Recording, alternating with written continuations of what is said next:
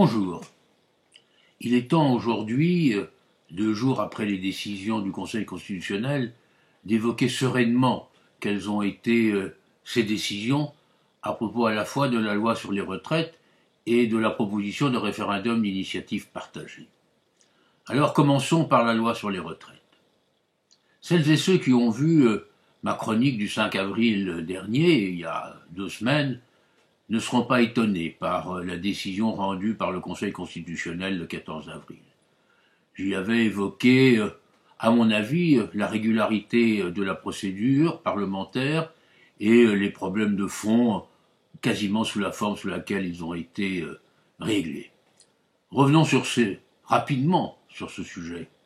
En réalité, en ce qui concerne la procédure, il y avait dans les saisines une accumulation de griefs, les uns succédant aux autres, alors l'article 47-1 qui n'aurait pas été approprié, les délais insuffisants d'examen à l'Assemblée nationale, les procédures un peu expéditives mises en œuvre au Sénat dans le cadre du règlement de cette haute assemblée, l'utilisation de l'article 49 alinéa 3 en fin de parcours à l'Assemblée nationale, et j'en pense.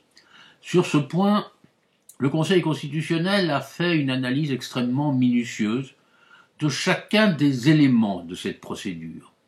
Et il en est arrivé à la conclusion que pris isolément, chacun de ces éléments était parfaitement conforme à la Constitution et n'avait pas porté atteinte à la sincérité et à la clarté des débats parlementaires, ni à l'Assemblée nationale, ni au Sénat.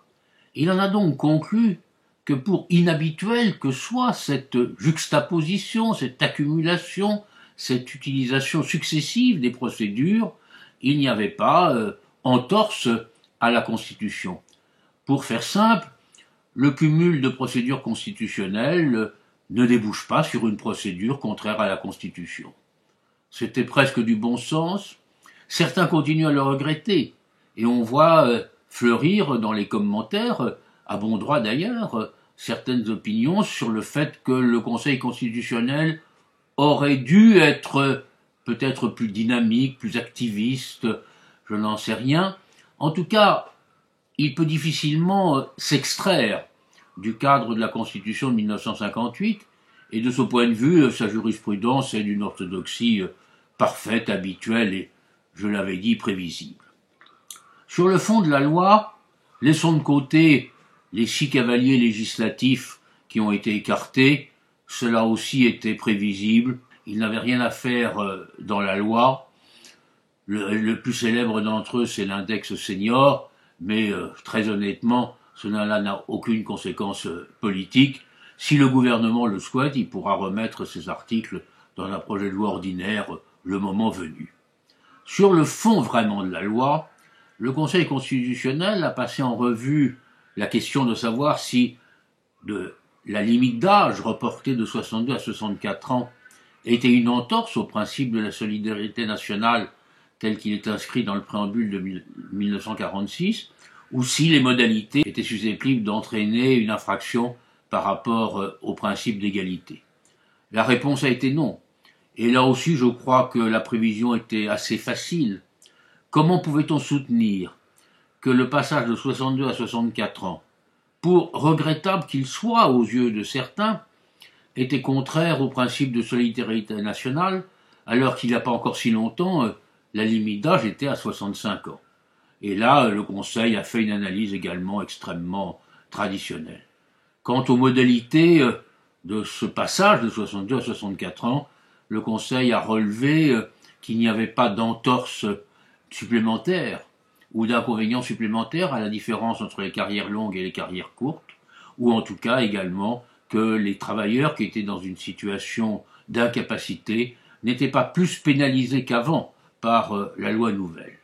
Et s'il y avait eu des entorses à ce principe d'égalité, la loi évidemment sur ce point aurait été censurée. Alors, pour résumer mon opinion sur cette décision importante sur le plan politique, elle est une décision modeste sur le plan de la jurisprudence et du droit. Il n'y a rien de très nouveau, sauf à lire vraiment entre les lignes. Mais en même temps, elle pose quelques verrous, et notamment elle pose un verrou en termes de procédure parlementaire. dans l'espèce, la procédure est validée, mais il est bien dit, d'une part, que c'est un cas d'espèce, et d'autre part, que si certains éléments de cette procédure avaient été de nature à porter atteinte à la sincérité et à la clarté du débat parlementaire, eh bien la loi aurait mérité une censure. La décision sur le référendum d'initiative partagée est plus compliquée. Je dis franchement, elle me déçoit, car j'avais souhaité que le Conseil constitutionnel soit plus audacieux sur ce point. Il a statué de manière minimale. En réalité, son raisonnement est extrêmement simple, mais on aurait peut-être pu en faire un peu plus. Il a dit, à la date où la proposition a été enregistrée, elle n'apporte rien à l'état du droit. Il ne s'agit donc pas d'une réforme, car dire à ce moment-là que l'âge limite de la retraite est 62 ans, alors que la loi nouvelle n'a pas encore été promulguée, ni même entérinée par le Conseil constitutionnel, c'est une évidence. Mais est-ce qu'il n'aurait pas été possible pour le Conseil d'anticiper un petit peu, de se projeter dans l'avenir et de statuer non pas simplement à la date d'enregistrement de la proposition, mais à la date où il était amené à juger, c'est-à-dire le 14 avril. Et je suis assez frappé par le fait que dans l'annonce des deux décisions, la loi retraite et le référendum d'initiative partagée, c'est le référendum d'initiative partagée qui vient en numéro 2 sur la liste publiée par le Conseil constitutionnel.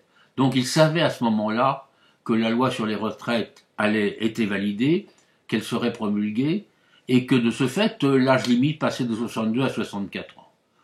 Bon, ceci étant, le Conseil constitutionnel va avoir l'occasion de revenir sur ce sujet, puisque le 3 mai, il aura statué sur ce qu'on appelle la deuxième tentative de référendum d'initiative partagée. Les auteurs de ce texte ont un petit peu modifié leur présentation, mais je le dis franchement, je ne suis pas encore convaincu qu'ils arrivent à convaincre le Conseil constitutionnel. Mais l'avenir n'est inscrit nulle part, et nous aurons évidemment l'occasion d'en reparler très rapidement. Bonsoir.